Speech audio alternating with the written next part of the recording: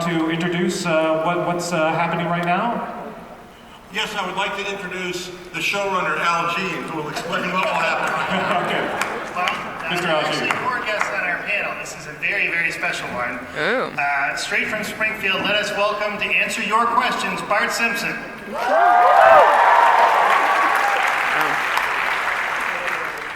Yo, San Diego! Screw the Chargers, am I right? For you nerds, that's a football team. For you super nerds, football is a sport. I'm Bart Simpson. From your lips to Rupert Murdoch's heart.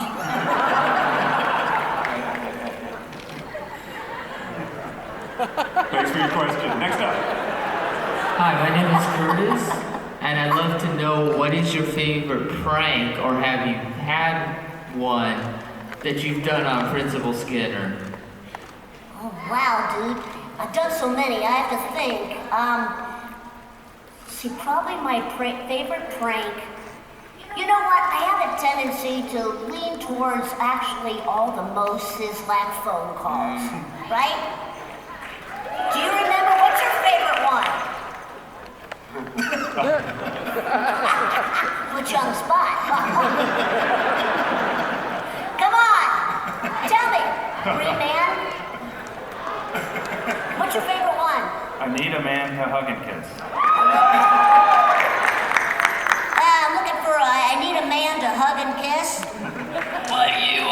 I don't do Mo Sislak's voice. But I actually do a pretty good imitation of Nelson Mandela Muntz. Would you like to hear that? This is Bart Simpson doing Nelson Mandela Muntz.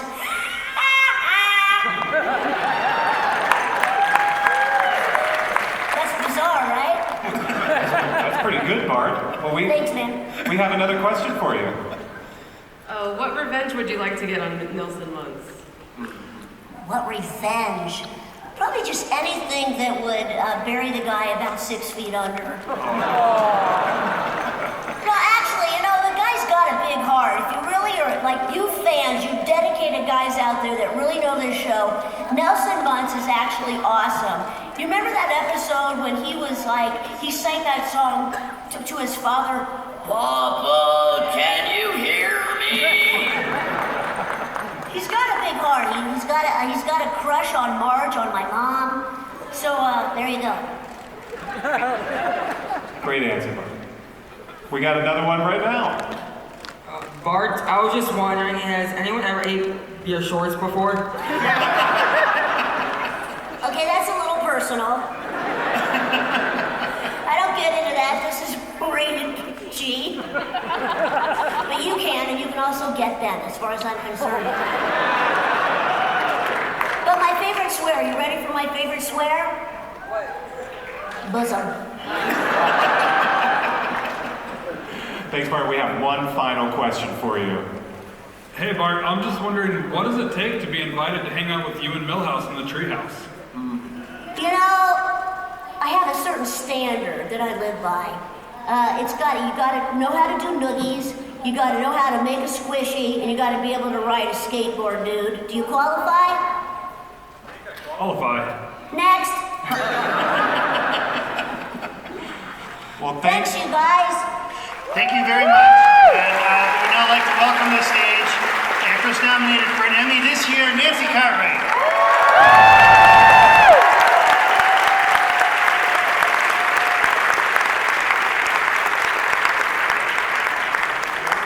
here she comes.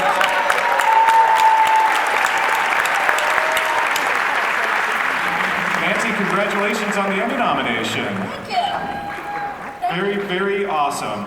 And now I think the hits keep coming, Al. I think you've got a big announcement you'd like to share with this We do, crowd. and I'm really, really glad to be able to share this.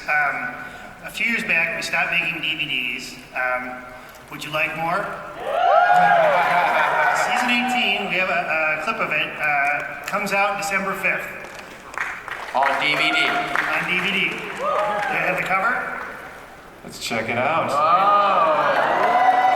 Who is that? Cover, Fat Tony is actor Joe Mantegna.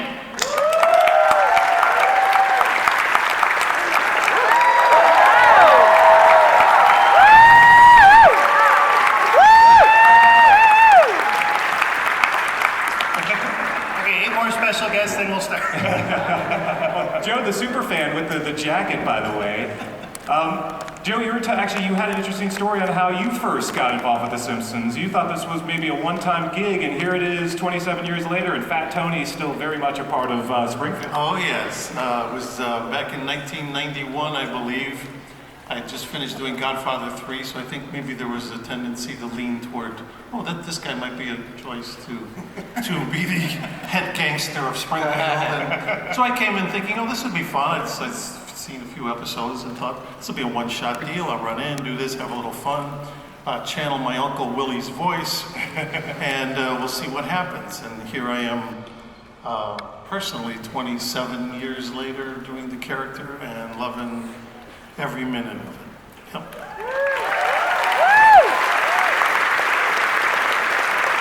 And now Fat Tony is gracing the DVD. Anything else, Al, that you can tell us about the DVD, what to expect, and hopes for the future?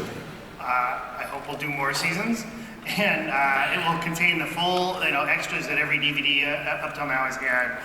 Commentaries, deleted scenes, extra features, and I'm buying 6. So support it, and hopefully they'll keep on coming. We'll be able to complete our collection. Let's talk about season 29 before we jump into questions from the audience. What can you, any sort of hints? We've heard about some guest stars. Some news has leaked already. But, Mike, did you want to read the list? Do I want to read? Oh. Okay. What list? Well, I'll tell you, some of the guest stars we have coming up are Sideshow Bob, Kelsey Grammer, Shaquille O'Neal, we have Martin Short, and do you guys like Game of Thrones? Yeah! Want to tell them that? Sure. Oh, I want to tell them. His name is Nikolai Coster-Waldau, a.k.a. Jamie Lannister. Has a very inappropriate relationship with one of the Simpsons. Hey, between Kelsey Grammer and Joe Montana, who's made more guest appearances? Probably Joe, because Kelsey's are just plain Sideshow Bob, I would say pretty much. All right. That's right. That's the way it should be. We've never seen them go up against each other. That'd be interesting. indeed. Let's put it out there. Put it out there into the world. Put it out there. Al, we also mentioned that this is sort of the big landmark, sort of beating the Gunsmoke record for most episodes ever of a scripted series. Yeah, I like beating a show that doesn't really care that we're beating them. Well, everyone who worked on it is dead. But we actually just had a read for our 636th episode, and if we're counting like we do, that puts us ahead of any scripted show in American TV history in prime time.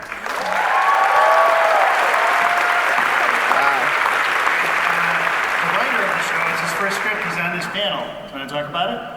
Oh yeah, hi everybody. This is the first time I've written a script, and I co-wrote it with Brian Kelly, an actual writer. Helped me out with some of the spelling and the grammar, jokes, character. Oh, sorry. Can I say what it's about? You can say whatever you want. Okay, great. Well, I have thought, and actually Matt and I talked about it before, about wouldn't it be great if the Simpsons made it to New Orleans and Jazz Fest, especially for Lisa. So that's kind of the idea. I think I'll leave it at that, though. Because, you want to be surprised, right? There's a saxophone involved. Don't tell them. Saxophone, yeah, I heard that from many people.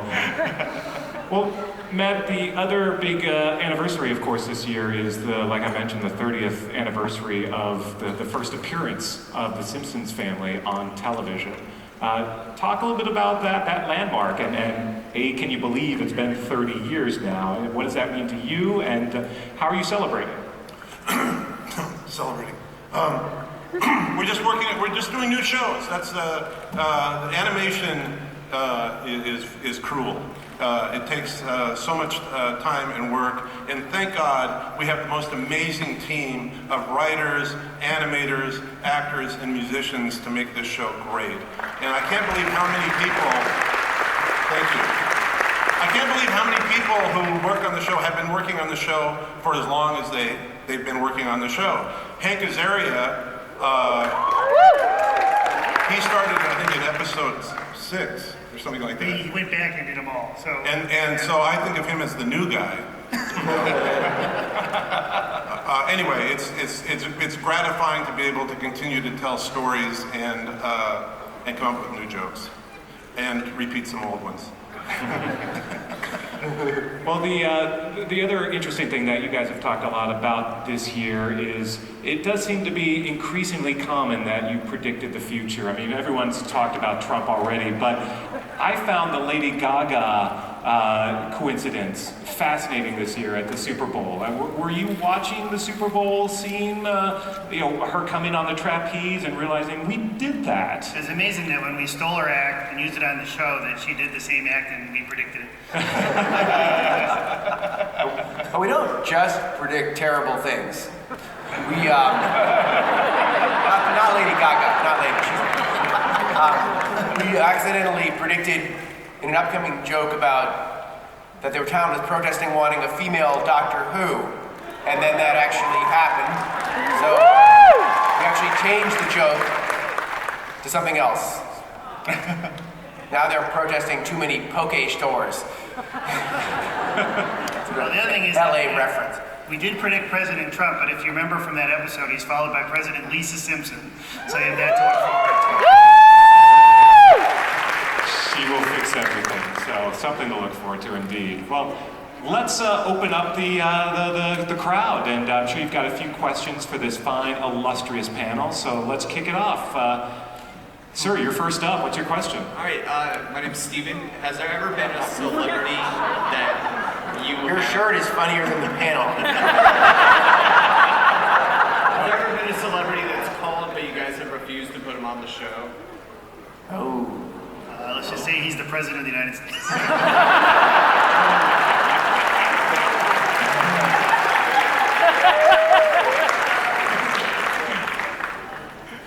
Thanks. Next up. My name's TJ. I'm a huge fan of The Simpsons. I'm also from Oregon, just like macaroni. And my question is, what will the future ideas of the couch gags on The Simpsons will be? We are pleased to announce this was already mentioned on another panel. We're doing a Bob's Burgers couch gag. We love that show, and so you have no reason to turn your TV off between us and them anymore. Yeah, we love doing the couch gags, and we've had amazing guest couch gag artists, Banksy, Bill Plimpton, Eric Goldberg, and on and on. And I believe we got some other surprises coming up, including Bill Plimpton. Yes. No doubt going to do another one. Very cool. Thanks. Next question. Hi, I have a question for Matt. Oh, wait a second. I'm sorry. We need a prize for the last question. Okay. Yeah, don't go Mr. wait. Sparkle. We'll ask any question of Mr. Sparkle. Is this from your personal stash, by the way, Matt, or this is a eclectic, amazing collection of goodies you got down here? Yes, this is my personal warehouse. No, this comes, I don't know where this comes from. Actually, you know what? It's true that Mr. Sparkle was from my collection. I've only got 150 left. So 150 more Comic-Cons. Yes. Next up. Hey, this is a question for Matt. How is the evolution of the show from the Tracy Ullman era to now literally drawn changes for all the characters, the drawing style, and the character development? Well, you know, that's a question actually that I think David Silverman, who was one of the original 3 animators on the Tracy Ullman show, could probably say. I think we've gotten a little better. You know, the characters. You think so? When we started the show, we didn't have model sheets, and so the characters looked like they did in the previous drawing, and they sort of morphed throughout those short cartoons. And now No, they kind of look the same from shot to shot. Well, what happened is we were literally, like you say, we were going so fast that we were like looking over each other's shoulders. How are you drawing Bart this week? How are you drawing Homer this week? I have 9 points. I have 7 points. Let's make it 9. You know, things like that. And then I would say if you looked at the shorts as we progressed towards the end, like from like maybe shorts like number 38 to 48. We were getting to honing to what we wanted the show to look like, in a sense, or what we wanted the characters to look like. But then we had a learning curve when we did the first season of the animators, both in Los Angeles and the animators in Seoul, Korea, to sort of draw in the same fashion. And then by the season 2, I think it sort of coalesced, and as we would, you know what it is, as you go, you say, well, it's better if Homer's head looks more like such, and then fix Marge's mouth like this, less pointed, or something like that. And you just refine it as you go. It's an organic process, never like calculated. And for that question, Bart Simpson slippers. Awesome. One size fits all. How often do you guys go back and watch old episodes? Do you Never. I've never seen one. Is that true, Al? You just you're looking Actually, forward? you usually don't till I get to the commentary, and then it's always like, hey, wow. Yeah. What you guys? That reminds me, I don't think, did you mention that you've already done commentary for several seasons to come? 18, 19, and 20, we've done commentaries. So we're pushing. We hope that they all come out on DVD. I'm buying 12. Write your congressman, right? Is that how it works? I think they've got a lot of other things to write their congressman. Next up. Every 108 years we bring it out. Joe, I was saying that's the most fat Tony thing I think you own, is that you could shoot someone with that. And you know, Joe wrote Bleacher Bums about the Cubs fans. You are a legit fan. I am. By the way, talk a little bit about the voice, like where you came up with the Fat Tony voice. What was the inspiration for that? Well, actually, there's a little taste of Fat Tony in the movie Three Amigos, where I play Flugelman, because my dear Uncle Willie, who was very influential in my life, he actually talks like this, or did talk like this. And so he came and visited me on the set on the first day of Three Amigos when I was still playing around with how I was going to do Flugelman. And I thought, oh, what the heck, let me do Willie as Flugelman. And so there was a little bit of that in that character. And then it was just a short time after when I did my first episode of The Simpsons. And I went in again thinking, I didn't really want to do my own voice. As I said, The Godfather 3 had just opened and I didn't want any confusion between Joey Zaza and Fat Tony. And so I thought, oh, what the heck, let me just throw a little Uncle Willie, kind of maybe take it into a different level, a different cadence, a different area. And I did.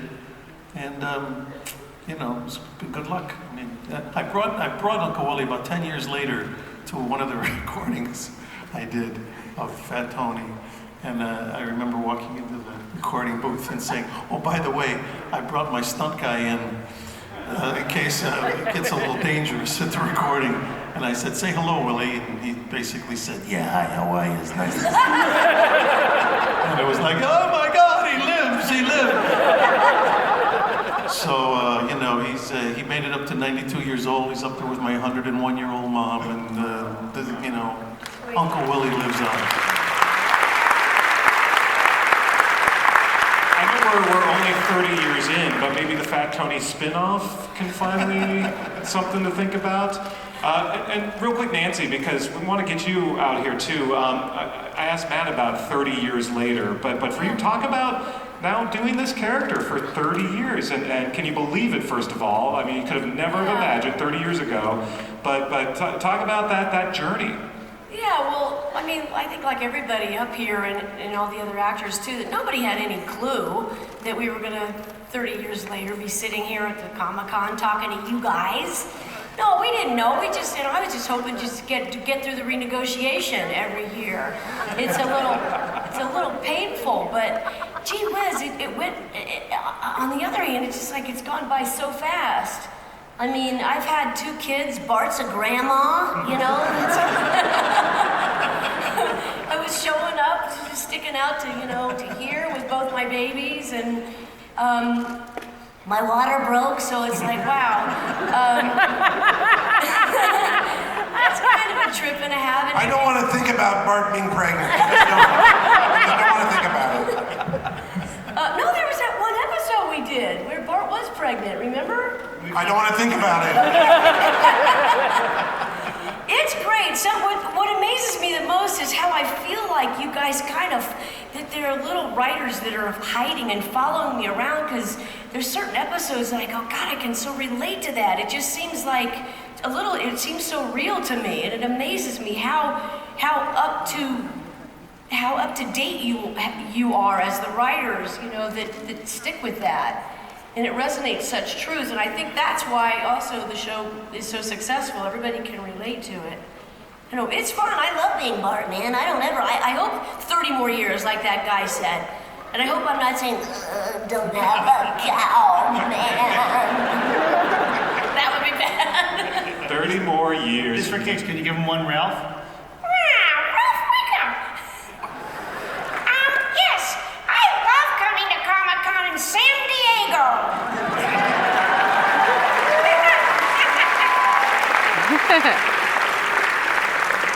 Next up.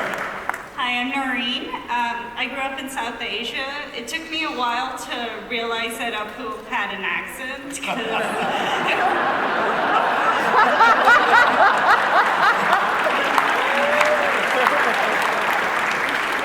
My one question is, what is that one story that you guys are saving for when you think the story's done for The Simpsons? Which I hope it never is. I had an idea which you probably wouldn't do, because I'm telling you right now. But which would be that the last episode, everyone's going to the Christmas pageant. That was the start of the first episode. So the whole show is one loop and it never ends. Well, as we saw from that one famous couch guy, of course, it continues on 30,000 years in the future. And at some point it becomes Samsons. Like, I love the idea that at some point just the title of the show changes a little bit for some strange reason. And your prize is... Apu!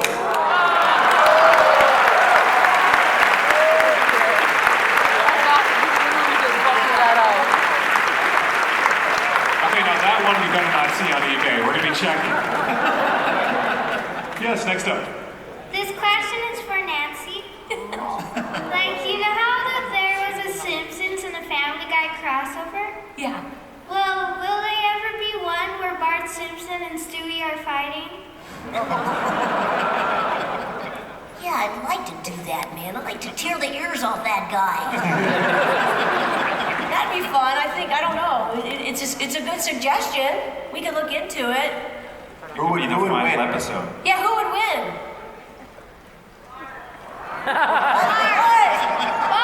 Bartman! That's when we bring Bartman back. Super cute.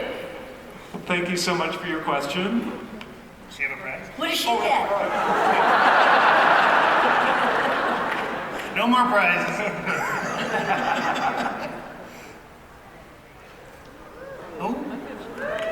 The Krusty Burger t-shirt. Thank you so much for your question. Next up, sir. You're up. Yep. Hey, Matthew Williams, originally from Fort Worth, Texas. So, had a quick question about, since you said it was the 30th year, pen to paper, what has been your continued inspiration and what's kept you fresh over the years so that nothing becomes stale? To me, it's about a family, and everybody comes from a family. No one to me comes from a functional family, and as long as families have problems, which seems to be getting worse, maybe not better, then we have stories. And I wish that was the other way around. And a paycheck. Oh, come on. It's for love of money. But also, America keeps getting weirder, you may have noticed. And, our show holds up a Springfield mirror to society, and, that never fails to inspire us. Do you, I mean, now that the show's become sort of multi-generational and you find fans all the time who bring up their kids and say their kids are fans as well, does that play into your head at all when you're writing? Are you thinking about, wow, we are reaching multi-generations of Simpsons fans now, and what does that mean? I'm just thinking that guy didn't get his prize. Okay. I don't know what this is,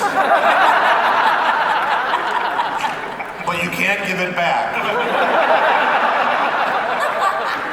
Groundskeeper Willie's looking nice. Excellent. Next up. Hey guys, I was wondering if there were any episodes episode ideas that Fox wouldn't let you do. There was a Futurama, right, that was postponed with Santa, wasn't there? First of all, it wasn't Santa, it was Robot Santa. We would never make fun of real Santa. And Fox wouldn't show it for a year because they thought it was too scary. And a year later, it was good enough. But other than that, no real interference these days, right? You guys are kind of an island to yourselves? They asked us, we started doing Fox News jokes, and they asked us to take it easy on them. So, what was that slogan? We made a Fox News slogan, not racist, but #1 with racists.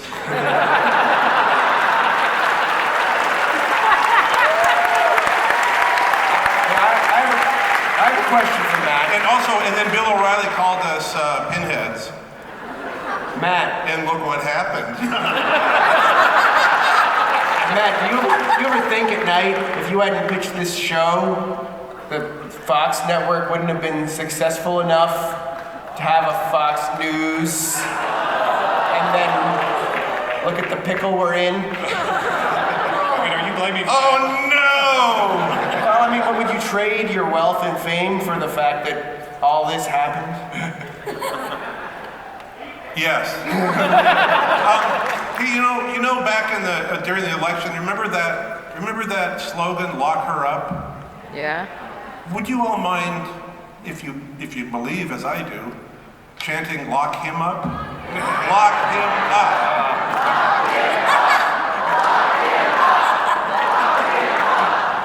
Thank you. What's the prize? Oh, the prize. I want you to know I can self-pardon. Matt, I like your butterfly effect theory there. It's scary. It's a little scary. Well, thank Going for you. How you doing? That's my dad.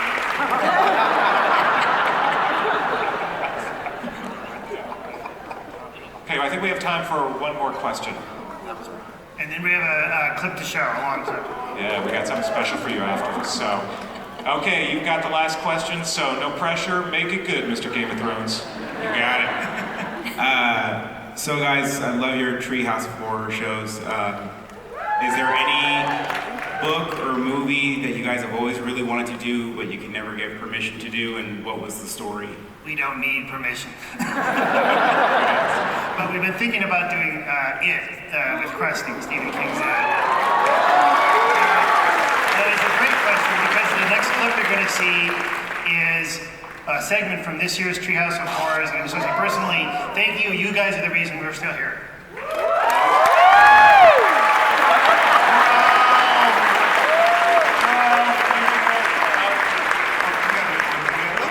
One more question. Okay, we got one more. Thank you so much.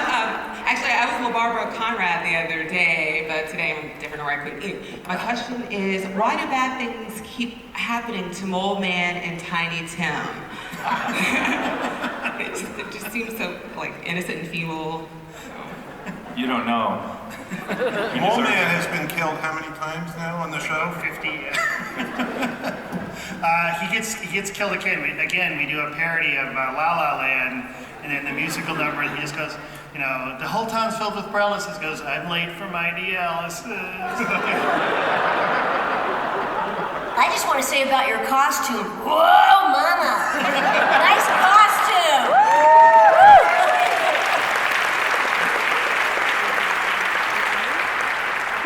All right, we're going cross.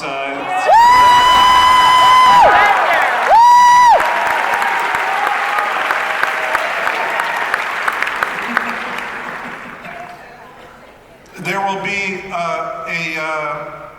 I don't want to oversell this because it's not the biggest thing in the world, but there will be a small Futurama announcement in when? The next couple months? All right, so that's something for us to bug you about every day until we finally get it out of you. Well, now we do have the clip. Al, do you want to set it up? It's one full segment from this year's Treehouse of Horror. Excellent. Let's take